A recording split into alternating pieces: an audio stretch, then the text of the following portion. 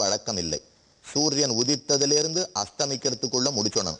இப்ப பவித்ரோத்சவம் மற்ற உற்சவங்கள் அகாலம்னவன கோவில்கள்ல நடத்துவாளே தவிர மத்தங்களிலோ வேற்றிடங்களிலோ சூரியாஸ்தம் பிற்பாடு மறுபடியும் சூரியன் உதிக்க வேண்டும். அப்ப இவையே ராத்திரி வேளை முடிச்சிருக்க சொல்றார். ராட்சசர்கள் இரவு பொழுதில் வல்லவர்கள். அவர்கள் அப்போதுதான் வந்து தடங்கல் செய்வார்கள். ஆகராமா நீ ராத்திரியில் என்று.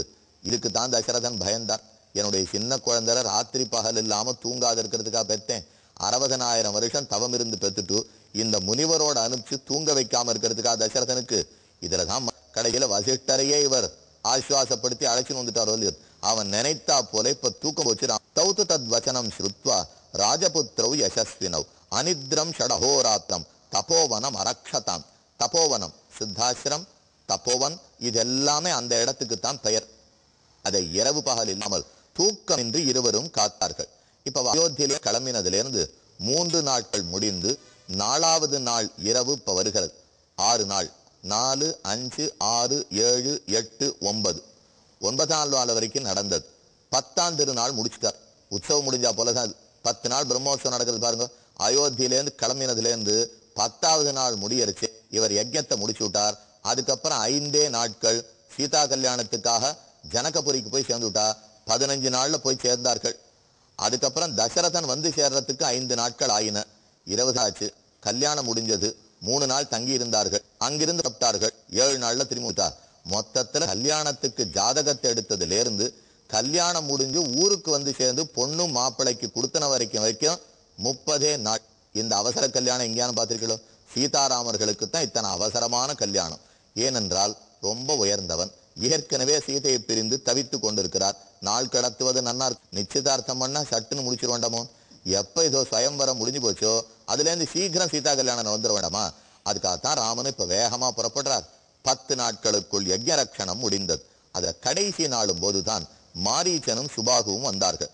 அத காலே கதே தஸ்மின் ஷஷ்டே விஸ்வாமித்ரேண சகிதா வேது ஜஜ்வால சத்விஜா ஆகாசேச்ச மகான் சப்தா பிராதுராசீத் பயானகா. 6வது நாள் இரவு ராமன் காத்திருக்கும் போது ஆகாயத்தில் பெருத்த ஒலி உண்டாயிற்று. மாரீச்சன் சுபாகு தாட்டகையனுடைய 2 மைந்தர்கள். இந்த கதையை கீழே சொல்லியிருக்கேன். அகஸ்தியராலே சபிக்கப்பட்டு யக்ஷர்களாக இருந்தவர்கள் ராட்சசர்களாக மாறி போனார்கள். இப்போது விஸ்வாமித்திரருடைய யாகத்தை தடுக்க வருகிறார்கள். ஆகாயத்தில் சத்தம் கேட்ட உடனே ராமன் விழிச்சுட்டார். மாரீச்ச சுபாகுஷ தயோர் அருச்சனாஸ்ததா ஆகம்ய பீமசங்கௌகான வாசிர்ஜன். இவர் யஜ்ஞம் பண்ணிட்டு இருக்கிற குண்டத்தில் மாமிசங்களை போட்டார்கள். ரத்தத்தை பெய்தார்கள். இப்படி இனிமே யஜ்ஞம் விடார்கள்.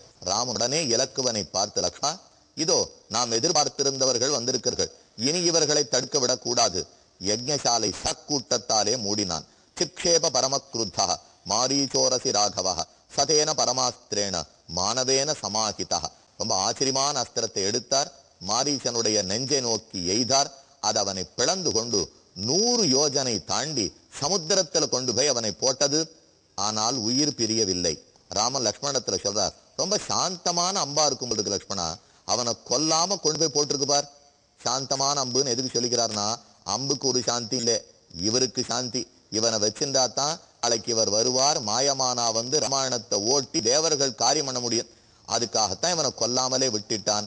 அடுத்து சுபாகு பஷ்ய லக்ஷ்மண சீதேஷும் மானவம் மனு சம்ஹிதம் மோகயித்வா நயத்தேனம் நச்ச பிராணைர் வியுஜ்யதே சுபாகூரசி சிக்ஷேப சவித்தா பிராப தத்ருவி சேஷான் வாயவ்யமாதாய நிஜகான மகாயசாக அத யஜ்ஞே சமாப்தேது விஸ்வாமித்ரோ மகாமுனிகி. இப்படி அடுத்து சுபாகு வர மற்றொரு அம்பை எய்தான். சுபாகு மாண்டு விழுந்தான். இதுல ஆச்சரியம் பாருங்க. ஒத்தனை ஓட்டி விட்டுட்டார், ஒத்தனை கொன்னுட்டார்.